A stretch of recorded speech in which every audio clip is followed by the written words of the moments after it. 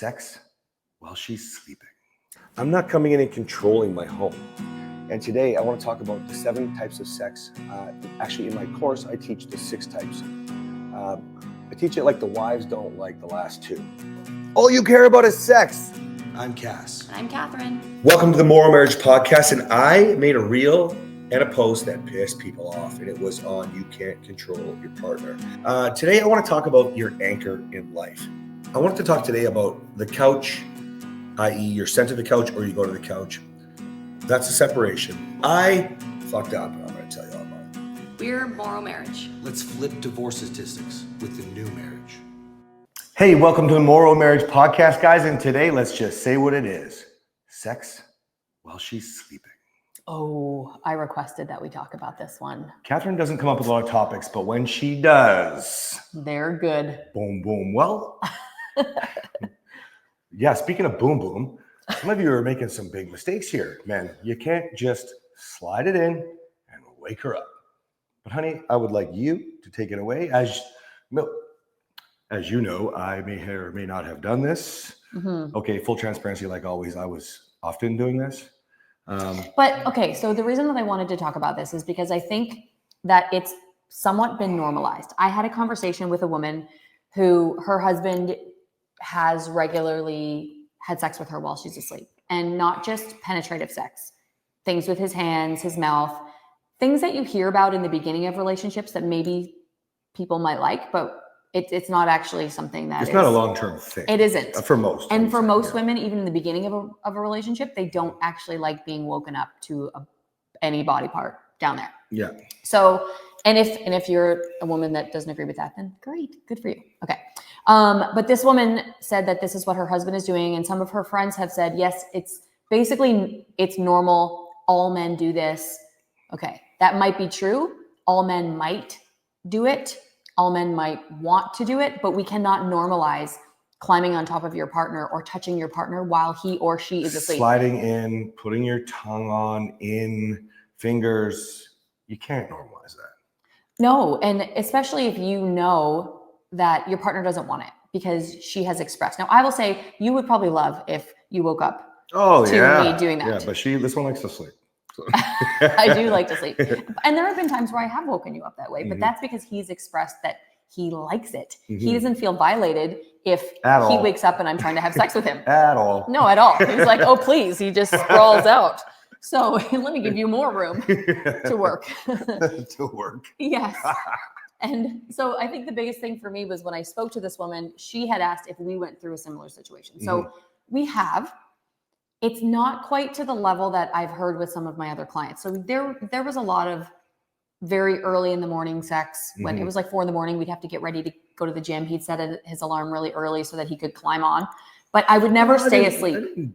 No, you're right, because it was later when I'd like try to at least rub your back a little bit, wake you up a little bit. Right. Yeah, in the beginning, though, it wasn't. It was like, it's time. Yeah, it's time to do it. Yeah, it's time to do it. Oh my gosh. Good morning. Yes. So you never continued. If I would have pretended to be asleep, he probably would have raged. Let's be real. Well, back then, yeah, I probably would have raged. What the fuck? You don't feel me? You can't feel this woman. Yeah, but no. But you never would have continued if I would have been like dead tired. And no. I mean, and actually asleep. And even then, I'm not continuing at that point when I'm raging back then. Right. Which that's a hypothetical because we didn't do that. But I wouldn't have continued. Like a lot of men continue and finish. And this story while the woman is asleep. And yes. But this woman, this is a different thing. Because she would wake up and pretend to be asleep to see what he would do. And he would stop while he wasn't sure. And then when he thought she was asleep again, he would do it again. And so that's weird shit now. Now you're talking about somebody, is it necrophiliac that sleeps with dead bodies? Yeah, I think so. Necromaniac. Necromaniac? Like, yeah. So like that's what that's looking like there. Like that's a blatant, like you're not looking for consent, you're raping, right? Because there could possibly that's the opposite of consent. If you're like, ooh, I better make sure she's asleep. Yeah. And you might as well start digging up graves, dude. Like that's gross. Okay. That's fucking it's gross. Like if you think about what we're talking about here, like we don't want to do job sex. We don't want to check it off the to-do list. We don't like it when you don't feel the connection with your partner. Okay, so just start there with two human beings awake. Okay, so how in the world can you just like lay there and do your thing? I mean, at this point, it's no wonder you're not buying a sex robot, because that probably moves too much. Like, this person's disgusting.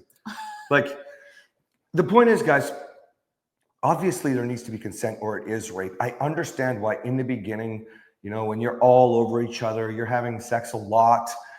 You know, it's, you know, I guarantee you did not want to be woken up, but you were like, hey, No. baby, you know, And I give you what you need. And like, that's right. Yeah, And I think in the beginning, when you're hot and heavy, because men would like to be woken up with sex, they think that women want to be woken up with sex. And in the beginning, when it's hot and heavy, the woman probably isn't saying no.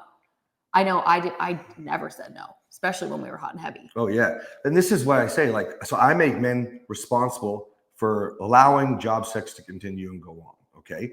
But if you're in my program, of course I'll talk to them and I'll say something like, well, your wife enabled that. She should have had the strength, the courage to say, no, I don't really want to. Maybe especially it would be a really good thing in the beginning when you don't have all the clouding. Like, by the time you and I started to get to this point, you know, you just knew you weren't attracted, you weren't in love, you were repulsed by me, you felt like you were settling. You know, by then you can't really explain. And then, and if you try to explain it, it's just going to go up in flames. In the beginning, when you have that connection and you have all of that love, that's a great time to have these conversations. And that's why it can't be normalized. So women, if you think back to the beginning of your marriage and the beginning of your relationship, when you would let things like that happen, we can't be surprised that men think that it's okay. Now, this situation that we just described, there's nothing okay about that. There's nothing okay about that. But as women, we can't be surprised. Like, my husband would love to wake me up doing that. And in the beginning, I led him to believe that that might be okay. We've since set that boundary. But if society would stop creating these things, like men assume that women like it because men like it, and then women haven't said anything. So now women have got along with the fact that that might be okay. And then they feel violated. And then finally they set the boundary and their husband's like, what the heck? Yeah, exactly. I thought you liked this. You know, this brings me to a really good point, because, you know, that's one of the things that I commonly will say in a reel. And I'll say something along the lines of, what do you call it when your wife doesn't want to have sex, but does it anyway, right? No matter if you've consented and allowed it to happen, it's still subconsciously, even, it's considered rape, right? Just subconsciously, you feel violated because you're just doing it. And this goes if you're pouting, if you're frustrating, and she's just trying to manage that mood. It definitely goes if she's afraid of your anger and outbursts, like you would have been of mine, right? Then, well, you never said, I think, that you felt like I raped you, but except for the times where I did go after you. Yes. Right. Okay. But if you can appreciate that, hopefully most men are not like going as forceful as I was with Kathryn. Okay. But the feeling of being taken advantage of is there. There were lots of times where there was no expressed consent. I didn't say yes, but I also didn't say no. But I didn't give him any indication that I didn't want to do it. You know, at 4:00 in the morning when he was waking me up, or coming to bed late at 2 a.m. and coming onto me, climbing onto me, and I'm not saying no. There was an assumed consent. But how did I feel? I felt violated. I just got woken up for sex that has nothing to do with me.